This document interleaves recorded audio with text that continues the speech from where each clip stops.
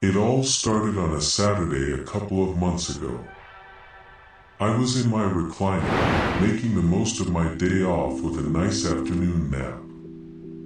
The shitty Netflix movie I had put on quickly lulled me into a light slumber, and I was dozing peacefully when I was startled by the ring of the doorbell. I sat up and glanced at my phone, then wondered who in the world it could be. I wasn't expecting any visitors, and my daughter Abby was upstairs playing in her room. I didn't really live in the sticks, but I also didn't not live in the sticks. Getting visitors wasn't unheard of, but it definitely wasn't the norm. Rising out of the recliner, the doorbell rang again as I gave my arms a good long stretch. "Be right there," I shouted before heading to the front door. I opened the front door to find a young man staring back at me with a big cheesy grin. He was probably just over 20, skinny and gangly in appearance, with a face full of freckles to match his short red hair. I could see his crisp white button-up was tinged with pit stains from the heat of the day as he outstretched his hand. "Hi there, sir. Hope your day is going well. My name's Joel. Nice to meet you." "Derek," I replied, returning the handshake. The kid's hand was moist and I immediately regretted the pleasantry. "What can I do for you, Joel?" I asked. "Nothing at all, sir," the young man replied cheerfully. "I just wanted to invite you to Sunday service at the Church of Latter-day Saints. Didn't he realize we had a Mormon church out here?" I said with genuine surprise. I had lived in the town for pretty much my whole life and had never seen one or gotten a visit like this before. "Sure do," Joel responded chipperly, reaching into the satchel at his side and handing me a flyer. "Our address is right there on the back. We'd love to have you and your family join us." "Appreciate it, Joel. We'll give it some thought," I replied, trying to be polite. Can't say religion was really my thing, but I had grown up going to church on occasion with my grandmother. I'm sure this kid's heart was in the right place, plus he walked all the way down my gravel road in the heat. "You do that, sir. Have a nice day." And with that he was off. I couldn't help but laugh to myself as he jogged away with his satchel bouncing at his side. Sure was a peppy fella, I had to give him that. I watched him down the drive for a moment and then returned to my nap. 2 weeks later, Joel was back. This time I was out mowing the lawn when I saw the energetic young man crest the hill of my driveway. I did a couple more passes on the mower as he made his way down, then pulled alongside him as he approached the house. "Good to see you again, Derek," he yelled as I powered down the mower. His voice was still chipper, but he looked a little flustered. "What's up?" I asked. "Everything all right?" "Well, I'm just glad to see that you're okay," he admitted. "We haven't seen you in church on Sunday yet, so I was worried something might have happened. I hope you'll be able to join us soon." "Sorry, the weekends are just a busy time, man," I replied, a bit weirded out. "Wow," Joel replied, that dumb smile back on his face. "You must be really busy to not have time for God." I gotta admit the statement kind of caught me off guard. Joel was quickly falling out of my good graces. "Yeah, I'm going to get back to mowing. Have a nice day, kid," I said dryly. Joel nodded and started to reply, but I drowned him out with the mower. I went about my yard work, but kept watch out of the corner of my eye to make sure Joel fucked off. He stood around my yard for another moment or so, then gave me a wave and started prancing back up the road. A few days went by and I forgot about Joel again. I had just taken a piping hot tray of chicken parmesan out of the oven and went to call Abby inside for dinner. I had opened the front door and was just about to yell her name when I heard voices coming from the side of the yard. I walked around to find Joel chatting away at Abby as she swung on her playset. "Wow, look how high you're going."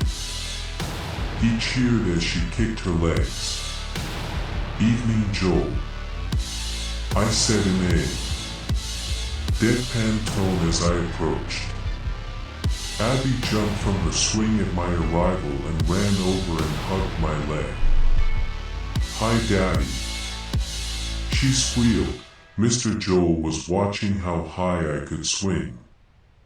"That's nice, sweetie, but what has Daddy told you about talking to strangers?" I said calmly, ruffling her hair. Abby looked at me confused. "But Mr. Joel said he is your friend." "Something like that," I replied. "Why don't you go inside, sweetie? Dinner's ready. I made us chicken parmesan." "Yum," she yelled excitedly before heading towards the house. Once Abby was out of earshot, I turned back to face Joel. "Really great daughter you got there, Derek. We've got a great kid pro." "Shut the fuck up, Joel," I interrupted. "Do you really think that is okay?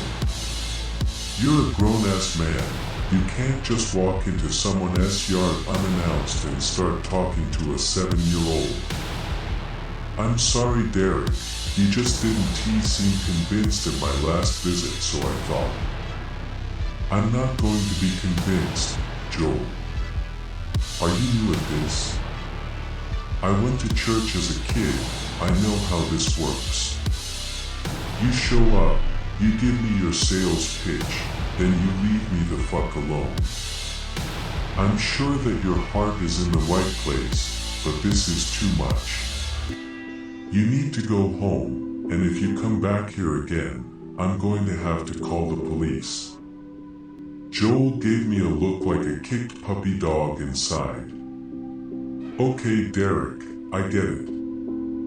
As he turned to leave, I heard him mumble under his breath, "It's a shame about Abby. What was that?" I asked, putting my hand on his shoulder. Joel turned back to me, that stupid fucking grin on his face, the biggest it had ever been. I said, "It's a shame that little cunt is going to have to burn." Before he could blink, I had balled my hand into a fist and rocketed it right into the side of his pale, freckled nose. Joel's head snapped back with the blow and he teetered on his feet. I'm not a prime specimen, but I've done a lot of manual labor in my time, and I was much bigger than the scrawny young missionary. "Get the fuck off my property," I said before giving him a shove. The rock boy tripped over himself and fell, not safely to the ground, but right into the edge of Abby's playset. A cold chill ran down my spine at the resounding crack that emanated from Joel's neck as it hit the rough edge of the 2x4 support.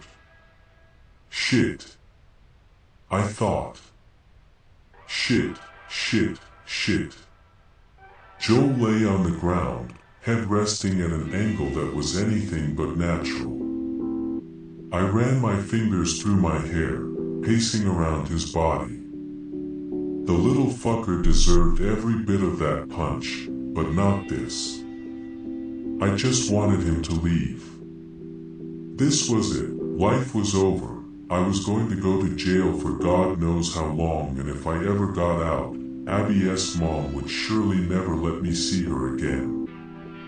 Unless every time Joel visited, he walked here alone. For all I knew, no one knew where he was. It was stupid, but I was desperate. I dragged the body around the back of the house out of sight and went inside to have dinner with my daughter. Later that night, when Abby was tucked away in bed, I went back out and moved the body to the basement. It was almost midnight and I still sat wide awake. My hands were shaking and my heart raced. I had barely kept myself together through dinner. Once Abby was taken care of for the night, I gave myself over to the panic that had been stewing in my gut and let it wash over me. The reality sank in and ate away at me. I had killed a man. From behind I heard a scratching sound. The slow, methodic slide of a nail running down the wood. It was coming from my basement door. Soon it was joined by a whisper. Derek. My mind had to be playing tricks on me. Derek. The guilt was driving me to insanity. Derek, Derek, Derek, Derek, Derek, Derek, Derek. I flung the door open. Joel stood at the top of the stairs, no worse for wear, no broken nose, no crooked neck. Crisp shirt tucked in tidy. He smiled his seed.